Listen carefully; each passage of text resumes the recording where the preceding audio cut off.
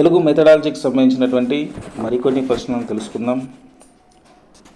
మనకు టెట్ చాలా దగ్గరలోనే ఉంది. టెట్కి సంబంధించినటువంటి 6 ప్రశ్నలు మనకు ఈ బిట్స్కు సంబంధించినటువంటి చాలా జాగ్రత్తగా గమనిస్తే దీనికి దగ్గరగా పోలి ఉంటాయి. కావున జాగ్రత్తగా ప్రతి బిట్ ఆప్షన్స్ కూడా తెలుసుకోవాలని కోరుతున్నాను.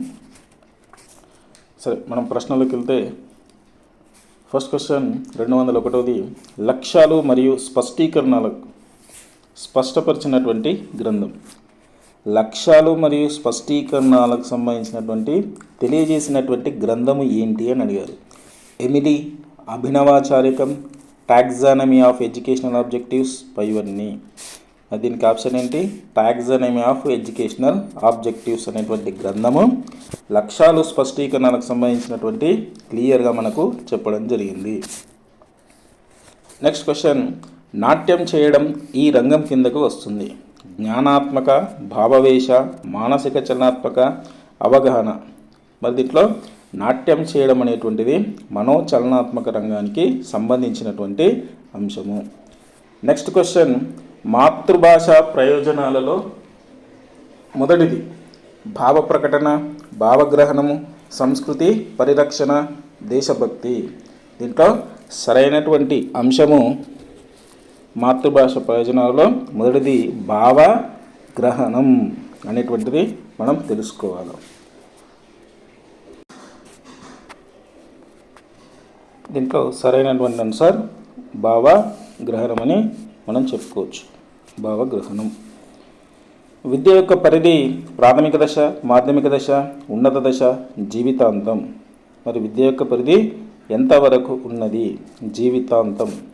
లైఫ్ లాంగ్ ఎడ్యుకేషన్, జీవితాంతము విద్యను నేర్చుకోవడమే ఉంటుంది. తర్వాత ప్రశ్న, భాషా ప్రయోజనాలలో ఇది ముఖ్యమైనటువంటిది. ఆనందానుభూతి, సృజనాత్మకత, భావనీయము, రసానుభూతి. మరి దీంట్లో ముఖ్యమైనటువంటిది భాషా ప్రయోజనాలతో ముఖ్యమైనటువంటిది భావ వినిమయం. ఇక్కడ ఇచ్చినటువంటి ఆప్షన్లు కనుక తీసుకుంటే.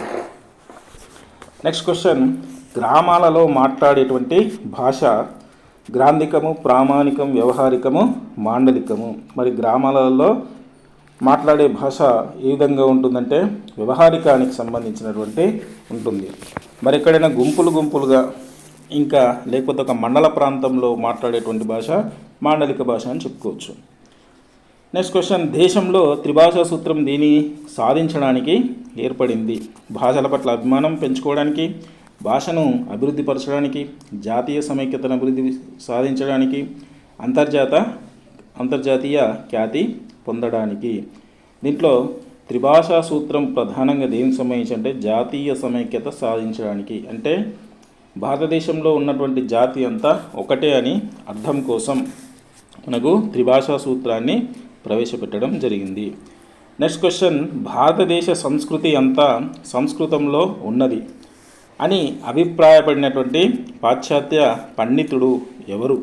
మెకాలే, మ్యాక్స్ ముల్లర్, పాహియాన్, దవే. మరి దీంట్లో భారతదేశ సంస్కృతి అంతా సంస్కృతంలో ఉన్నది అని చెప్పినటువంటి వారు మ్యాక్స్ ముల్లర్. అంటే మనకు ఉన్నటువంటి సంస్కృతి, సాంప్రదాయాలు, సాహిత్యం అంతా కూడా సంస్కృత భాషలోనే ఉన్నది. తర్వాతి ప్రశ్న, భర్తృహరి ఉద్దేశంలో విద్యా లక్ష్యం మోక్షప్రాప్తి, ఔహికాముష్మికములు, ఆత్మజ్ఞాన సముపార్జన, భుక్తి. దీంట్లో భర్తృహరి ఉద్దేశంలో విద్యా లక్ష్యం ఏంటంటే ఔహికాముష్మికములు. నెక్స్ట్ క్వశ్చన్, పఠన బోధనలో చిన్న తరగతులకు ఇది శాస్త్రీయ పద్ధతి. అక్షర, వాక్య, కథ, ఉపన్యాస. మరి దీంట్లో పఠన బోధనలో చిన్న తరగతులకు శాస్త్రీయ పద్ధతి ఏంటంటే వాక్య రూపంలో చెప్పడం శాస్త్రీయమైనటువంటి పద్ధతి. తర్వాత వ్యక్తులలో స్వతంత్ర ఆలోచనలు రేకెత్తించేదే విద్య అనే విద్యా లక్ష్యాన్ని ప్రవచించినటువంటి వారు మహాత్మా గాంధీ, వివేకానందుడు, జిడ్డు కృష్ణమూర్తి, రవీంద్రనాథ్ ఠాగూర్. మరి వ్యక్తులలో స్వతంత్ర ఆలోచన రేకెత్తించేదే విద్య అని చెప్పినటువంటి వారు జిడ్డు కృష్ణమూర్తి. నెక్స్ట్ క్వశ్చన్, ద్వితీయ భాష బోధనా లక్ష్యం సాహిత్య జ్ఞానం, పాండిత్య జ్ఞానం, చదవడం, వ్రాయడం, నేర్పడం. తర్వాత సంస్కృతి పరిచయం. మరి దీంట్లో ఆప్షన్ ద్వితీయ భాష బోధనా లక్ష్యం ఏంటంటే చదవడం, రాయడం, నేర్పడం అనేటువంటి ఇలాంటి ద్వితీయ భాష బోధనా లక్షణాలు. తర్వాత విద్యార్థులలో గుండని రాత అలవడానికి ఈ లేఖనం ఉపయోగపడుతుంది. మరి గుండని రాత రావాలంటే ఏం చేయాలంటే ఉక్త లేఖనం, దృష్ట లేఖనం, ఒరవడి వ్రాత, చూసి వ్రాత. విద్యార్థుల్లో గుండ్రగా రావాలంటే మామూలుగా దృష్టలేఖనము, చూచి వ్రాత. కాకపోతే ఇక్కడ ఒరవడి వ్రాత, గుండని రాత అలవాడాలంటే ఒరవడి రాత అంటే ఎట్లా ఉండనో దానికి సంబంధించినటువంటిది. నెక్స్ట్ గుర్తించడం అనే స్పష్టీకరణ ఈ లక్ష్యానికి చెందినది. జ్ఞానం, వినియోగం, సృజనాత్మక అవగాహన. మరి దీంట్లో గుర్తించడం అనేటువంటిది జ్ఞానం అనేటువంటిది అని ఎట్లా జ్ఞానం అనే దాంట్లో జ్ఞానం అనేటువంటి లక్ష్యంలో జ్ఞప్తికి తెచ్చుకోవడం, గుర్తించడం అనేటువంటి స్పష్టీకరణలు ఉన్నాయి కాబట్టి గుర్తించడం అనేటువంటిది జ్ఞానానికి సంబంధించినటువంటిది. నెక్స్ట్ క్వశ్చన్, ఆకార సామ్యం ఉన్న అక్షరాలను వర్గాలుగా చేసుకుని విద్యార్థులు తేలికగా గుర్తించుకునేటట్లు బోధించేటువంటి బోధన పఠన పద్ధతి, నవీనాక్షర పద్ధతి, పద పద్ధతి, వాక్య పద్ధతి. దీంట్లో ఆకార సామ్యం ఉన్నటువంటి అక్షరాలను అంటే ఉదాహరణకు రా అనేటువంటి అక్షరం ఉందనుకోండి, ఇది సున్నాతో మనం చేస్తున్నాం అనుకో, దీనికి రా అని ఇదే సున్నా అని చేసుకొని యా అని ఇదే సున్నాకు తర్వాత ఇంకా వేరే అక్షరాలు టా అని ఇలా రకరకాలుగా మనం అక్షర సామ్యం ఉన్నటువంటి నేర్చుకుంటే దీన్ని నవీన అక్షర పద్ధతి అని అంటాము. నెక్స్ట్ క్వశ్చన్, బీభత్స రసానికి స్థాయి భావం. మనకు నవరసాలు 9, నవ అంటే 9 రసాలు ఉన్నాయి. శృంగారము, హాస్యము, వీరము, రౌద్రము, బీభత్సము, భయానకము, అద్భుతము అనేటువంటి శాంతము ఇలాంటివన్నీ కూడా మనకు నవరసాలు. ఈ నవరసాల్లో బీభత్సం అనేటువంటిది కూడా ఒక రసం. ప్రతి ఒక్క రసానికి ఒక స్థాయి భావం ఉంటుంది. మరి బీభత్స రసానికి సంబంధించినటువంటి స్థాయి భావం ఏంటి? విస్మయం, జుగుప్స, క్రోధము, భయం. జుగుప్స కలిగేటువంటిది బీభత్సానికి సంబంధించినటువంటి స్థాయి భావం అని చెప్పవచ్చు. నెక్స్ట్ క్వశ్చన్, ఆంధ్రప్రదేశ్ ప్రాథమిక విద్యా పథకం బోధనా సూత్రాలు. ఎపెప్ సూచించినటువంటి సూత్రాలు ఏంటి? మనకు 4, 8, 6, 5, 6. ఆంధ్రప్రదేశ్ ప్రైమరీ ఎడ్యుకేషన్ ప్రాజెక్ట్ సూచించినటువంటి సూత్రాలు 6. నెక్స్ట్ క్వశ్చన్, ఉపవాచక బోధనోద్దేశాలకు అనుగుణమైనటువంటి పఠన విధానం. విస్తార మౌన పఠనం, క్షుణ్ణ వైయక్తిక పఠనం, సాముదాయిక బాహ్య పఠనం, క్షుణ్ణ బాహ్య పఠనం. మరి ఇక్కడ ఉపవాచకానికి సంబంధించినటువంటి అనుగుణమైనటువంటి పఠన విధానం ఏంటంటే విస్తార మరియు మౌన పఠనం. విస్తారంగా ఏ విధంగా చదవాలా? విస్తారంగా చదవాలా, దాన్ని మౌన పఠనంగా చదవాలి ఉపవాచకాన్ని. చాలా ఇంపార్టెంట్ ఇది. నెక్స్ట్, ఖాళీలను పూరించుట ప్రశ్న ఈ స్పష్టీకరణకు చెందినది. ఖాళీలను పూరించడం అనేది గుర్తించగలుగుట, సరైన వాక్య నిర్మాణం చేయుట, పోలికలను చెప్పుట, జ్ఞప్తికి తెచ్చుకునుట. మరి దీంట్లో ఖాళీలను పూరించడం అనేటువంటిది దేనికి సంబంధించింది? జ్ఞప్తికి తెచ్చుకోవడం. నన్నయ్య డాష్ శతాబ్దానికి చెందినవాడు. అప్పుడు ఏం చేస్తాం? జ్ఞప్తికి తెచ్చుకుంటాం. ఆ విధంగా ఈ స్పష్టీకరణకు చెందినటువంటిది. తర్వాత, ప్రస్తుత కాలంలో ఈ కోవకు చెందిన బోధనాభ్యసన సామాగ్రికి అధిక ప్రాధాన్యతనిస్తున్నారు. దిగుమతి చేసుకున్నవి, భద్రపరిచినవి, స్వల్ప వ్యయంతో కూడినవి, అధిక వ్యయంతో కూడినవి. మరి దీంట్లో ఏది ప్రస్తుత కాలంలో ఏ కోవకు చెందినటువంటి? స్వల్ప వ్యయంతో కూడినటువంటి, తక్కువ. దీన్ని మనం లో కాస్ట్ అని అంటాం. లో కాస్ట్తో కూడుకున్నటువంటి బోధాభ్యాస సామాగ్రి తయారు చేయాలి. నెక్స్ట్ క్వశ్చన్, నోటి పై భాగంలో వివిధ అవయవ భాగాల్లో ఉండేటువంటివి. నోటి పై భాగంలో వివిధ అవయవ భాగాల్లో ఉండేటువంటి ఏంటి? స్థానాలు, కరణాలు, ప్రయత్నాలు, ధ్వనులు. స్థానములు, కరణాలు, ప్రయత్నాలు, ధ్వనులు. ఏంటి ఇక్కడ నోటి పై భాగాన్ని ఏమంటాం మనం? స్థానము అని చెప్తాము. నెక్స్ట్ క్వశ్చన్, విద్యార్థులు పద్య గద్యములందలి అన్వయక్రమాన్ని తెలుపగలుగుట. ఈ లక్ష్యానికి చెందినటువంటిది జ్ఞానము, అవగాహన, రసానుభూతి, అభివ్యక్తి. దీంట్లో మనం ఏమని చెప్పుకోవచ్చు? అవగాహనకు సంబంధించి అని చెప్పుకోవచ్చు. అవగాహన ఉంటే మన అన్వయ క్రమాన్ని తెలుపగలుగుతాడు. అవగాహనకు సంబంధించినటువంటి లక్ష్యానికి సంబంధించినటువంటి స్పష్టీకరణే అన్వయ క్రమం అని చెప్తాం. తర్వాత నెక్స్ట్ క్వశ్చన్, కవి పరిచయం జ్ఞాన లక్ష్యానికి చెందిన ఈ క్రింది ప్రధాన వర్గానికి చెందినది. విషయ జ్ఞానం, భాషా జ్ఞానం, సాహిత్య జ్ఞానం, చందోలంకార జ్ఞానము. దీంట్లో కవి పరిచయానికి సంబంధించి జ్ఞాన లక్ష్యానికి చెందిన ఈ క్రింది ప్రధాన వర్గానికి చెందినది. మరి కవి పరిచయానికి సంబంధించి మనం ఏం చెప్తాం, ఇది భాషకు సంబంధించి అయినా, విషయానికి సంబంధించి అయినా, సాహిత్యానికి సంబంధించి మనం తెలియజేస్తాం. నెక్స్ట్ క్వశ్చన్, భాషా బోధన ద్వారా సాధించాల్సిన కనీస అభ్యసన సామర్థ్యాలు. 9, 10, 4, 6. మరి ఎన్ని? భాషా బోధన ద్వారా సాధించాల్సిన కనీస అభ్యసన సామర్థ్యాలు 9. ఇది చాలా చాలా ఇంపార్టెంట్. తెలుగు భాషకు సంబంధించినటువంటి సాధించాల్సినటువంటి కనీస అభ్యసన సామర్థ్యాలు ఎన్ని? 9 ప్రధాన సామర్థ్యాలు అని అంటారు, గుర్తుపెట్టుకోవాలి. నెక్స్ట్ క్వశ్చన్, విద్యార్థుల ఉచ్చారణ దోషాన్ని సవరించడానికి ఈ క్రింది పఠనాన్ని చేయించాలి. బాహ్య పఠనం, సాముదాయిక పఠనం, విస్తార పఠనం, మౌన పఠనం. మరి ఏ విధంగా ఉచ్చారణ దోషాలు తొలగాలంటే, సవరించాలంటే చేయాల్సింది బాహ్య పఠనం. వాడు బయటకు చదివితేనే ఉచ్చారణ దోషాలు మనం తెలుసుకోవచ్చు. తర్వాత నెక్స్ట్ క్వశ్చన్, ఆధునిక కాలంలో విద్యార్థుల శారీరక మానసిక స్థితిని దృష్టిలో ఉంచుకొని ఈ భాషా నైపుణ్యాన్ని చివరగా నేర్పాలి. భాషణం, శ్రవణం, లేఖనం, పఠనం. మరి ఏం చేయాలా? విద్యార్థుల శారీరక మానసిక స్థితిని దృష్టిలో ఉంచుకొని చివరగా నేర్పాల్సినటువంటిది లేఖనం. నెక్స్ట్ క్వశ్చన్, వ్యాకరణ రచన గావిస్తున్నప్పుడు వ్యాకర్త ముందుండే ప్రధాన లక్షణం. భాషా ప్రయోగంలో ఉండే దోషాలను సవరించడం, భాషా ప్రయోగంలో అరుదైన వారిని గుర్తించడం, భాషా ప్రయోగం ఇలా ఉండాలని శాసించడం, భాషా ప్రయోగం ఇలా ఉన్నదని సాధారణీకరించడం. ఏంది మరి ఆప్షన్ ఏంది ఇక్కడ? భాషా ప్రయోగం ఇలా ఉన్నదని సాధారణీకరించడం అనేటువంటి ఆప్షన్ సరైనది. తర్వాత అతి సులభంగా భావగ్రహణకు తోడ్పడే సాధనం. లేఖనం, శ్రవణం, భాషణం, పఠనం. మరి ఇక్కడ అతి సులభంగా భావగ్రహణకు తోడ్పడే, భావాన్ని గ్రహించడానికి తోడ్పడేది ఏంటి? శ్రవణం. వినడం ద్వారా భావగ్రహణం ఎక్కువ కలుగుతుంది అతి సులభంగా. నెక్స్ట్ క్వశ్చన్, స్థూలార్థ సంగ్రహణం ఈ పాఠ్యాంశం సందర్భంగా చేస్తారు. పద్యము, గద్యము, వ్యాసము, వ్యాకరణము. స్థూలార్థ సంగ్రహణం అనేటువంటిది ఎప్పుడు చేస్తారు అంటే నాకు మామూలుగా గద్యానికి చేస్తారు, పద్యమునకు కూడా చేస్తారు, కానీ ఆప్షన్ ఇక్కడ గద్యం చేస్తారు.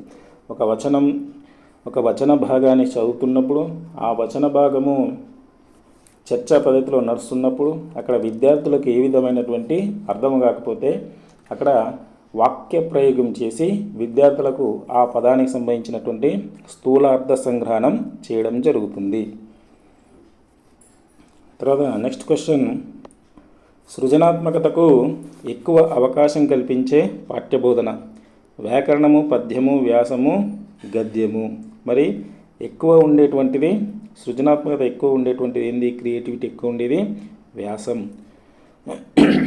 నెక్స్ట్ క్వశ్చన్, విద్యార్థులచే సూత్రీకరణ గావించబడే పద్ధతి. అనుమాన పద్ధతి, ప్రయోగ పద్ధతి, అనుసంధాన పద్ధతి, నిగమనోప పద్ధతి.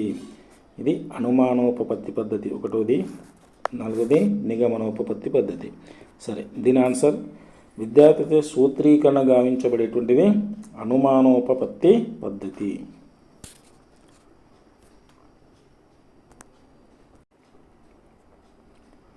నెక్స్ట్ క్వశ్చన్, ఆంధ్రప్రదేశ్లో 2వ అధికార భాషగా గుర్తించబడింది.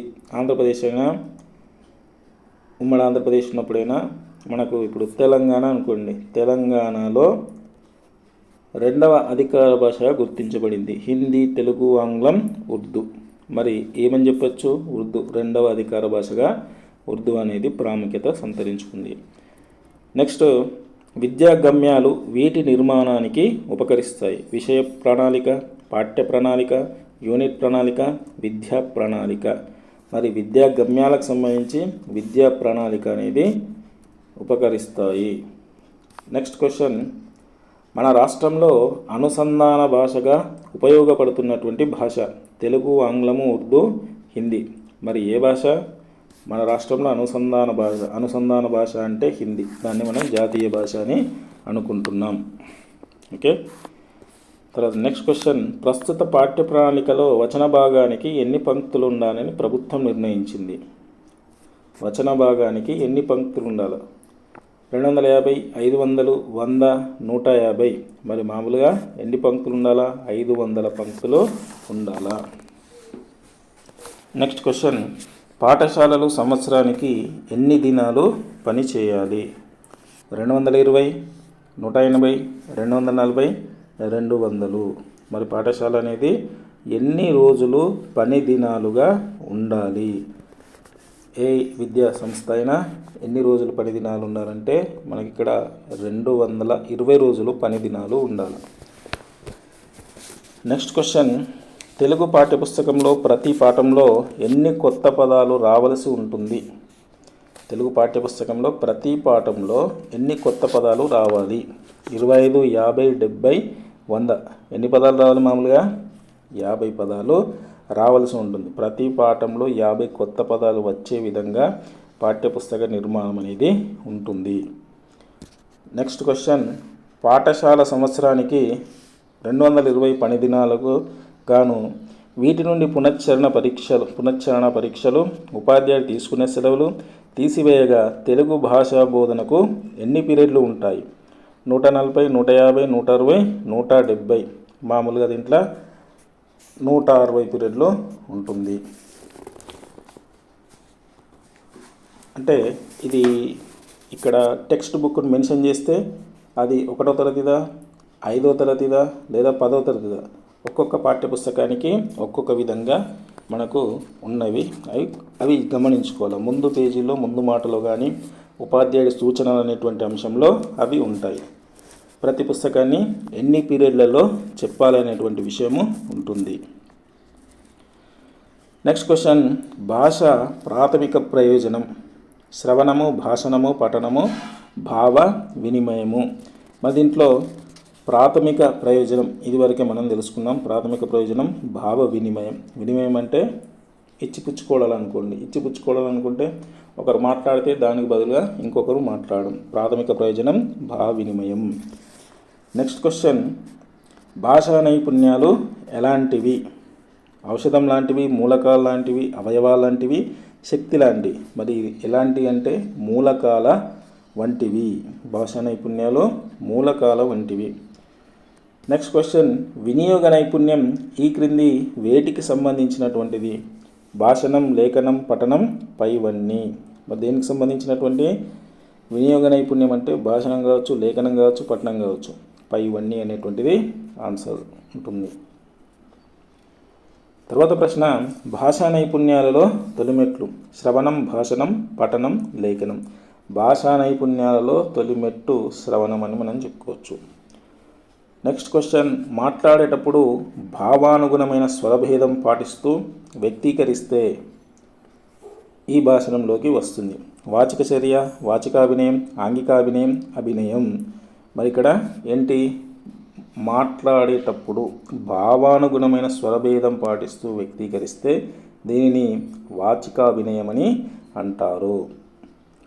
నెక్స్ట్ క్వశ్చన్, ఈ క్రింది వాణిలో ప్రాథమిక విద్యార్థుల భాషణ లక్షణం స్పష్టంగా మాట్లాడడం, సమతతో మాట్లాడడం, భావానుక్రమంలో మాట్లాడడం, సందర్భానికి తగ్గట్లు మాట్లాడడం.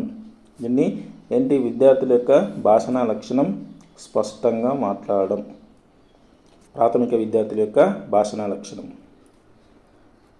తర్వాత ఈ క్రింది వాటిలో మాధ్యమిక దశ విద్యార్థుల పఠన లక్షణం దోషాలు లేకుండా చదవడం, భావానుక్రమంతో చదవడం, వాచికాభినయంతో చదవడం, వేగంగా చదవడం. దీంట్లో మాధ్యమిక దశ విద్యార్థులు భావానుక్రమంతో చదవడం అనేటువంటిది ఆప్షన్ సరైనటువంటిది. నెక్స్ట్ క్వశ్చన్, ఈ క్రింది వాణిలో ఉన్నత దశ విద్యార్థుల లేఖన లక్షణం ఇచ్చారు. ధారాళంగా రాయడం, భావానుక్రమంగా రాయడం, భావానికి తగిన భాషతో రాయడం, స్పష్టంగా రాయడం. దీంట్లో ఇక్కడ భావానికి తగిన భాషతో రాయడం. ఎందుకంటే ఇది ఉన్నత దశ కాబట్టి భావానికి తగిన భాషతో రాయడం అని మనం చెప్పొచ్చు. నెక్స్ట్ క్వశ్చన్, ఉచ్చారణ దోషాలకు ముఖ్యమైనటువంటి కారణం. మరి విద్యార్థికి ఉచ్చారణ దోషాలు కలిగినటువంటి ముఖ్యమైనటువంటి కారణం ధ్వని, స్థానకరణాలు, సాధురూపాలు, ప్రయత్నం.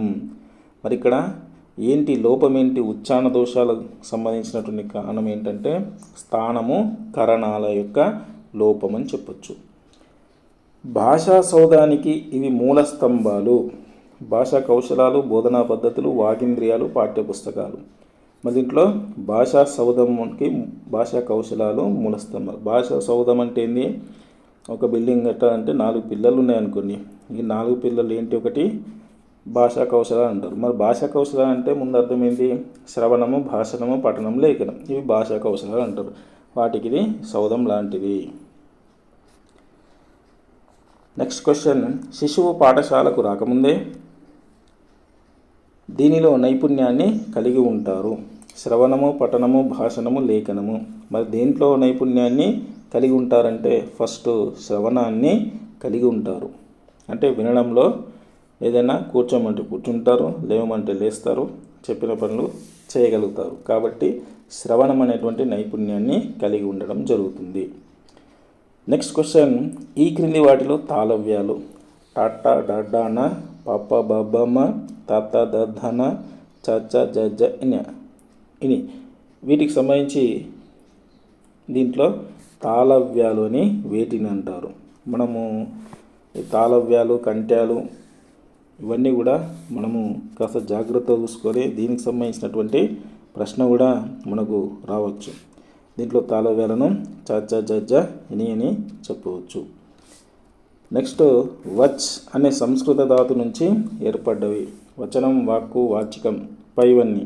మరి దీంట్లో ఏది? వచ్ అనేటువంటి సంస్కృత ధాతు నుంచి వచనం, వాక్కు, వాచికం అనేటువంటిది ఏర్పడడం జరిగింది.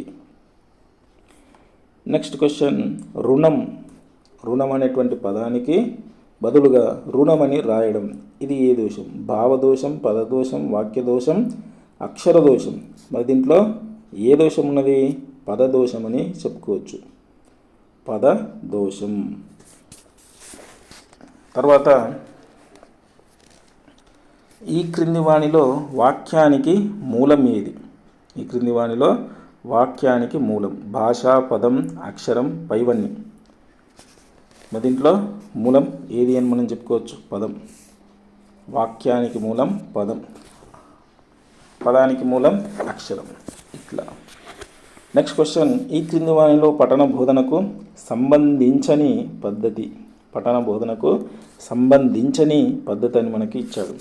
అక్షర పద్ధతి, కథా పద్ధతి, పద పద్ధతి, సాంప్రదాయక పద్ధతి.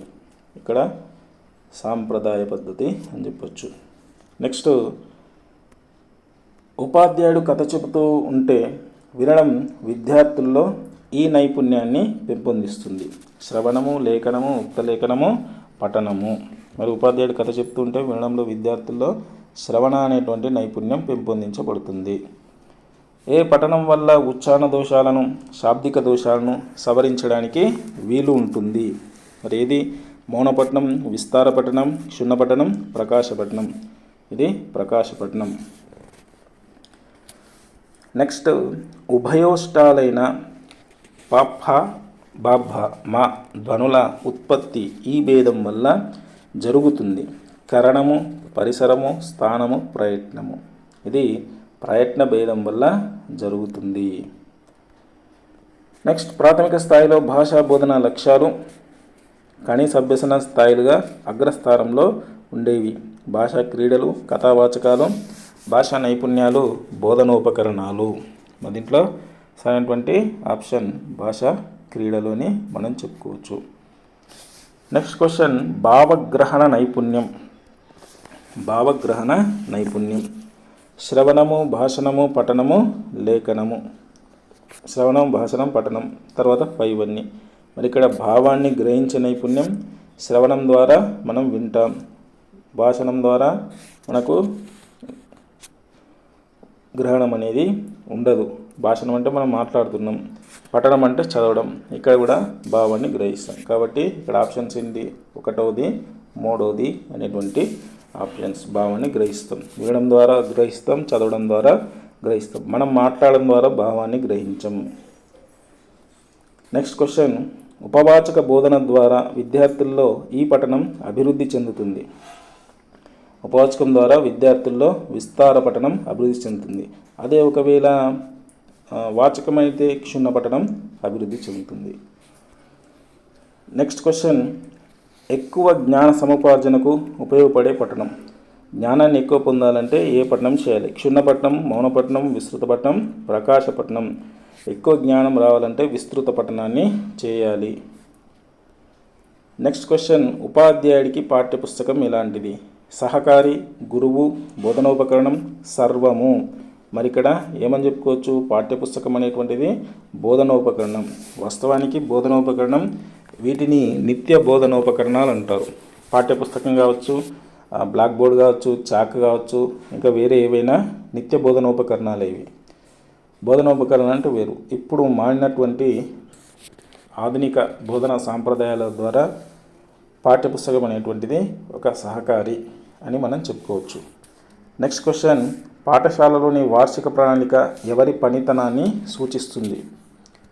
ఎవరి పనితనాన్ని సూచించడం జరుగుతుంది? ప్రధానోపాధ్యాయుడు, ఉపాధ్యాయుడు, విద్యార్థులు, పాఠశాల. పాఠశాలలోని వార్షిక ప్రణాళిక ఎవరి పనితనాన్ని సూచిస్తుంది అని అంటే ఇక్కడ వార్షిక ప్రణాళిక ఎవరి పనితనం? మరి వార్షిక ప్రణాళిక ఎవరు తయారు చేశారు? ఇక్కడ ఉపాధ్యాయుడు తయారు చేస్తాడు. కాబట్టి ఉపాధ్యాయునికి సంబంధించినటువంటి పనితనం అని చెప్పుకోవచ్చు. తర్వాత నెక్స్ట్ క్వశ్చన్, విద్యార్థికి పాఠ్యపుస్తకం ఎలాంటిది? అలంకారప్రాయం, సర్వము, అభ్యసన సాధనము, ఏది కాదు? ఇక్కడ ఆప్షన్ ఏంది? అభ్యసన సాధనం. విద్యార్థికి పాఠ్యపుస్తకం అభ్యసన సాధనం అని చెప్పుకోవచ్చు. నెక్స్ట్ క్వశ్చన్, మాతృభాష మాధ్యమంకు సంబంధించిన నయీ తాలీం సిద్ధాంతకర్త ఎవరు? సర్వేపల్లి, గాంధీజీ, ఈశ్వర్భాయ్ పటేల్, జకీర్ హుస్సేన్. దీంట్లో నయీ తాలీం యొక్క సిద్ధాంతకర్త ఎవరు అంటే జకీర్ హుస్సేన్ సిద్ధాంతకర్త. నెక్స్ట్ క్వశ్చన్, స్వాతంత్రానికి పూర్వమే ప్రాతిపదిక విద్యను ప్రతిపాదించింది. మరి స్వాతంత్రానికి పూర్వమే ప్రాతిపదిక విద్యను ప్రతిపాదించింది సర్వేపల్లి, గాంధీజీ, రవీంద్రుడు, నెహ్రూ. ఎవరు ఇక్కడ ప్రాతిపదిక విద్యను? గాంధీజీ. శ్రవణ పఠనాలు దేనికి తోడ్పడతాయి?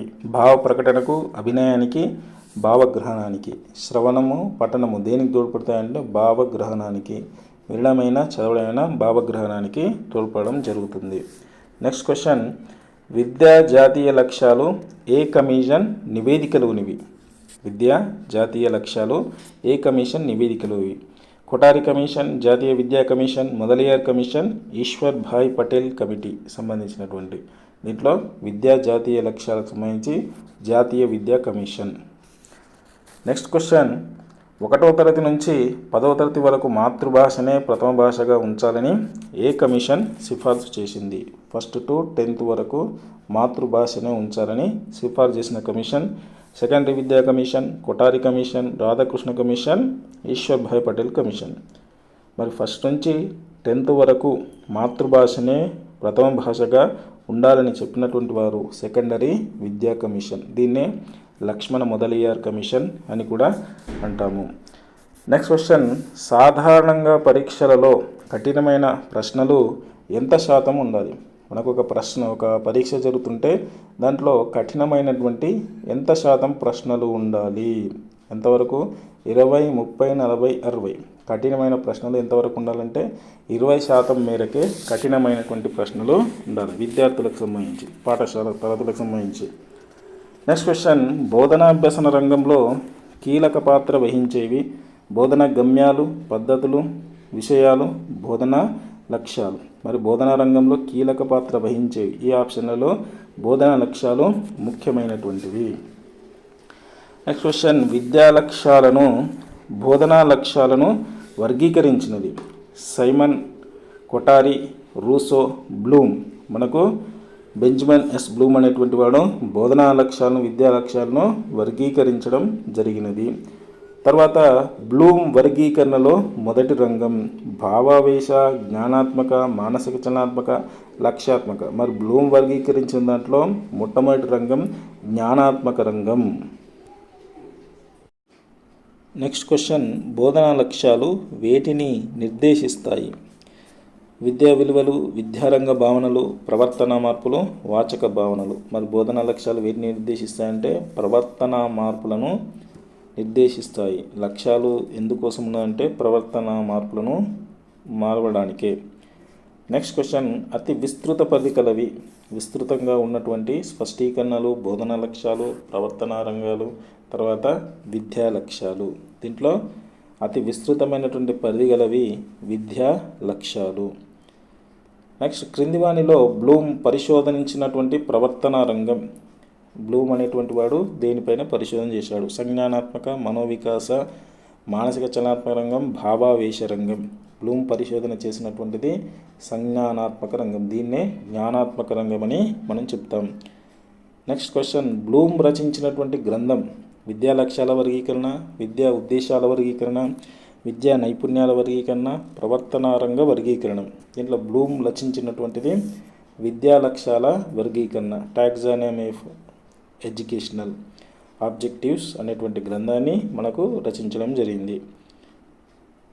తర్వాత ప్రశ్న, క్రింది వానిలో జ్ఞానాత్మక రంగానికి సంబంధించిన లక్ష్యం ఏది? నైపుణ్యం, అభిరుచి, అభినందన, వినియోగం.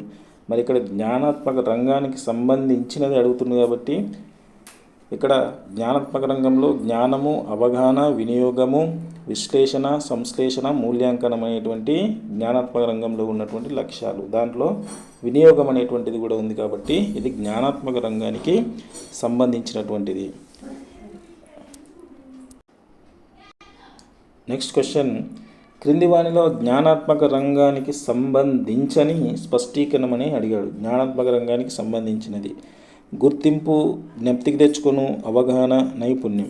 దీంట్లో గుర్తింపు, జ్ఞప్తికి తెచ్చుకోవడం అనేటువంటిది జ్ఞానానికి సంబంధించి, ఇది కూడా అవగాహనకు సంబంధించి. ఈ మూడు జ్ఞానాత్మక రంగానికి సంబంధించింది. నైపుణ్యం అనేది జ్ఞానాత్మక రంగానికి సంబంధించనిది కాబట్టి నైపుణ్యం అనేటువంటిది సరైనటువంటి ఆన్సర్. తర్వాత ఇది అవగాహనకు సంబంధించినటువంటి స్పష్టీకరణ. అవగాహనకు సంబంధించినటువంటి స్పష్టీకరణ. విశ్లేషణ, అనువదించుట, అభిరుచి, గుర్తించుట. దీంట్లో అవగాహనకు సంబంధించినది ఏది అంటే అనువదించుట అనేటువంటిది సరైనటువంటిది. నెక్స్ట్ క్వశ్చన్, అవగాహనకు సంబంధించని స్పష్టీకరణ ఏదని అడిగాడు. అనువదించుట, దోషాన్ని కనుగొనుట, పోల్చుకొనుట, విశ్లేషించుట. ఇక్కడ డైరెక్ట్ మనకు విశ్లేషణ అనేటువంటిది ఇచ్చాడు కాబట్టి విశ్లేషించుట అనేటువంటిది అవగాహనకు సంబంధించనిది. తర్వాత నెక్స్ట్ క్వశ్చన్, ఈ క్రింది వాణిలో అవగాహన లక్ష్యాన్ని సాధించగల ప్రశ్న రూపం. తప్పొప్పులను కనుగొనడం, పద్య భాగాన్ని పూరించడం, ఖాళీలను పూరించడం. తర్వాత ఈ క్రింది వానిలో సరైన సమాధానాన్ని కనుగొనడం అనేటువంటి ఆప్షన్స్ మనకి ఇవ్వడం జరిగింది. దీంట్లో తప్పొప్పులను కనుగొనడం, అవగాహన ఉంటే తప్పొప్పులు కనుగొనడం జరుగుతుంది. నెక్స్ట్ క్వశ్చన్, ఈ క్రింది వానిని జతపరచుము. ఈ ప్రశ్న సాధించు లక్ష్యం. ఈ జతపరచుము అనేటువంటిది ఏ లక్ష్యాన్ని సాధించబడుతుంది? జ్ఞానము, వినియోగము, అవగాహన, విశ్లేషణ. మరి జతపరచుము అనేటువంటిది అవగాహన. ఉదాహరణకు జతపరచుము అనేటువంటి ఒక సైడ్ ఉంటాయి, కొన్ని ఇంకో సైడు ఇంకా ఎక్కువ ఉంటాయి. దీంట్లో మనం జతపరుస్తున్నామంటే మనం మనకి ఏ నాలెడ్జ్ ఉందన్నట్టు అవగాహన, జ్ఞానం అనేటువంటిది ఉన్నట్టు. తర్వాత బోధనా లక్ష్యాలు ఈ రూపంలో సాధించబడతాయి. ఏ రూపంలో సాధించబడతాయి? అంశాలు, ప్రవర్తన మార్పులు, విలువలు, స్పష్టీకరణలు. బోధనా లక్ష్యాలు స్పష్టీకరణ రూపంలో సాధించబడతాయి. స్పష్టీకరణ అంటే స్పష్టంగా చెప్పబడేటువంటి స్పష్టీకరణ అని చెప్పొచ్చు. నెక్స్ట్ క్వశ్చన్, ఈ క్రింది వానిలో భావవేశ రంగానికి సంబంధించని లక్ష్యం. మనం ఇక్కడ భావవేశ రంగానికి సంబంధించని అడిగాడు. అభిరుచి, వైఖరి, నైపుణ్యం, వినియోగం. మరి ఇక్కడ భావవేశ రంగానికి సంబంధించినది ఏంటి? నైపుణ్యం అని చెప్పొచ్చు. నెక్స్ట్ క్వశ్చన్, ఈ క్రింది వానిలో వినియోగానికి సంబంధించిన స్పష్టీకరణ. వినియోగానికి సంబంధించిన స్పష్టీకరణ. అనువదించుట, వ్యాఖ్యానించుట, అవగాహన, విశ్లేషించుట. మరి దీంట్లో ఏదని చెప్పుకోవచ్చు? వినియోగానికి సంబంధించి విశ్లేషించుట అని చెప్పుకోవచ్చు. నెక్స్ట్ క్వశ్చన్, మానసిక చలనాత్మక రంగానికి సంబంధించిన లక్ష్యం. అభిరుచి, వైఖరి, నైపుణ్యం, వినియోగం. దీంట్లో మానసిక చలనాత్మక రంగానికి సంబంధించినటువంటి లక్ష్యం నైపుణ్యమని చెప్పొచ్చు. తర్వాత నెక్స్ట్ క్వశ్చన్, సమస్య పరిష్కారం అనేది ఈ క్రింది లక్ష్యానికి సంబంధించిన స్పష్టీకరణ. సమస్య పరిష్కారం దేనికి సంబంధించినటువంటి స్పష్టీకరణ? జ్ఞానము, వినియోగము, నైపుణ్యము, అభిరుచి. మరి సమస్య పరిష్కారం చేసుకోవడం అనేటువంటిది తన సొంత వినియోగం చేసుకోవడం, తనకు సమస్య వస్తే పరిష్కరించుకోవడం వినియోగం. నెక్స్ట్ క్వశ్చన్, తత్వశాస్త్ర భూమికపై ఆధారపడినవి విద్యా లక్ష్యాలు, బోధనా లక్ష్యాలు, ప్రవర్తన లక్ష్యాలు, స్పష్టీకరణలు. ఈ విద్యా లక్ష్యాలు అనేటువంటి ఆప్షన్ సరైనటువంటిది. తర్వాత ఈ క్రింది వాణిలో అన్నిటికన్నా విస్తృతమైనటువంటిది పాఠ్య పథకం, పాఠ్య విభాగ పథకం, విద్యా ప్రణాళిక, బోధన లక్ష్యాలు. మరి అన్నిటికంటే విస్తృతమైనటువంటిది ఏంటి? ఇక్కడ విద్యా ప్రణాళిక అని చెప్పుకోవచ్చు. విద్యా ప్రణాళికలోనే ఇవన్నీ కూడా ఉంటాయి. తర్వాత ప్రశ్న, విద్యార్థి కేంద్రీకృత విద్యా ప్రణాళిక అన్నది ముఖ్యంగా ఈ ఆధారాలను కలిగి ఉంది. మనోవైజ్ఞానికమైనవి, తాత్వికమైనవి, సామాజికమైనవి, ఉపాధ్యాయ ఆధారితమైనవి. దీంట్లో ఏంటి ఆప్షన్? తాత్వికమైనవి అనేటువంటిది కరెక్ట్. విద్యా ప్రణాళిక అనేటువంటి దీనిపైన ఆధారపడి ఉంటుంది. తర్వాత ప్రశ్న, విద్యా ప్రణాళిక జయాపజయాలను అంచనా వేయడానికి ఉపకరించినటువంటిది. లక్ష్యాలు, గమ్యాలు, మూల్యాంకనం, పద్ధతులు. మరి జయాపజయాలు అంచనా వేయడం అంటే ఇక్కడ మూల్యాంకనం అని చెప్పొచ్చు. నెక్స్ట్ క్వశ్చన్, కొలవవలసిన విషయాన్ని ఖచ్చితంగా కొలవగలిగిన పరీక్షను ఈ లక్షణం గలది అంటారు. విశ్వసనీయత గలది, లక్ష్యాత్మక గలది, ప్రామాణికత గలది, విద్యాత్మక గలది. దీంట్లో ప్రామాణికత. కొలవవలసినటువంటి విషయాన్ని ఖచ్చితంగా కొలిస్తే దాన్ని ప్రామాణికత అని చెప్తాము. నెక్స్ట్ క్వశ్చన్, నిరక్షరాస్యులను పరీక్షించడానికి ఉపయోగపడేటువంటి పరీక్షలు. సామూహిక పరీక్షలు, వైయక్తిక పరీక్షలు, శాబ్దిక పరీక్షలు, పైవన్నీ. మరి నిరక్షరాస్యులకు సంబంధించినటువంటిది ఏ పరీక్షలు నిర్వహించడానికి ఉపయోగపడే పరీక్షలు ఏంటి అంటే ఇక్కడ మనకు ఈ క్వశ్చన్లో నిరక్షరాస్యులను పరీక్షించడానికి ఉపయోగపడే పరీక్షల ఆప్షన్లలో మనకు ఒక ఆప్షన్ రాంగ్గా ఉన్నది. దీన్ని అశాబ్దిక పరీక్షలు అనుకోవాలి. మరి సామూహిక పరీక్షలు చదువు వచ్చేవారికే, వైయక్తిక పరీక్షలు చదువు వచ్చేవారికే ఉంటాయి. తర్వాత అశాబ్దిక పరీక్షలు అనేటువంటిది చదువు రాని వారికి చేసేటువంటిది అశాబ్దిక పరీక్షలు. కాబట్టి నిరక్షరాస్యులను పరీక్షించడానికి ఉపయోగపడే పరీక్ష ఏదంటే అశాబ్దిక పరీక్ష. నెక్స్ట్ క్వశ్చన్, లక్ష్యాన్ని ఖచ్చితంగా పరీక్షించుటకు ఉపయోగపడే నికషలు. లక్ష్యాత్మకత, వ్యాసరూప, బహుళైచ్ఛిక, సంక్షిప్త ప్రశ్న. మరి లక్ష్యానికి సంబంధించినటువంటి లక్ష్యాన్ని ఖచ్చితంగా పరీక్షించడానికి ఉపయోగపడే నికష. నికషకు సంబంధించి ఇక్కడ మనకు ఆప్షన్ లక్ష్యాత్మకత అని చెప్పచ్చు. లక్ష్యాలను అంటే లక్ష్యము, ఇది ఆప్షన్.